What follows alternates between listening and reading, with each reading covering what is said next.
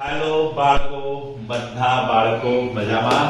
તો આજે આપણે પરાગનયન સ્વપરાગનયન એટલે કે સ્વપરાગનયન પરપરાગનયન વિશે સમજીશું. તો નજીક આવો. આપણી પાસે આ શું છે? પરાગાશય, જેને આપણે ફૂલની અંદર જે હોય છે પરાગાશય. બેઝ આવી સાઈન આપીશું, પરાગાશય. એની ઉપર આ જે બતાવી છે એ શું છે? પરાગરજ. આ જે છે શું છે? ઓકે, આ શું છે? પરાગાસન. ફૂલની ઉપર બેસે, પરાગરજ જ્યાં બેસે, સ્થાપિત થાય એ પરાગાસન.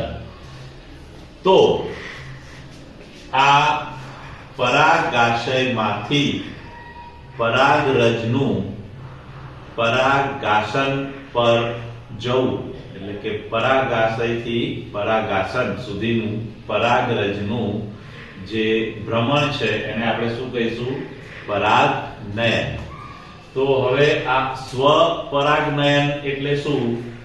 કે જે ફૂલના પરાગાશયમાંથી એ જ ફૂલના પરાગાસન પર આ પરાગરજ ટ્રાન્સફર થાય તો એને કહેવાય સ્વપરાગનયન.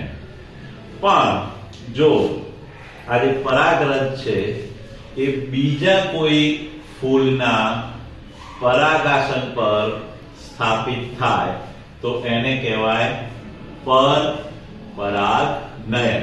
તમે અહીંયા જોઈ શકો છો કે આ જે પરાગરજ છે એ આ જ ફૂલના પરાગાસન પર સ્થાપિત થઈ છે, એટલે આ જે ભાગ છે એને આપણે કહીએ છીએ સ્વપરાગનયન. હવે આ જે પરાગરજ છે એ આ બીજા ફૂલના પરાગાસન પર સ્થાપિત થઈ છે, એટલે અહીંયાથી અહીંયા જે સ્થળાંતર થયું છે પરાગરજનું, એના લીધે જે રચાઈ છે રચના, એને આપણે કહીએ છીએ પરપરાગનયન. Okay, got it? Done it.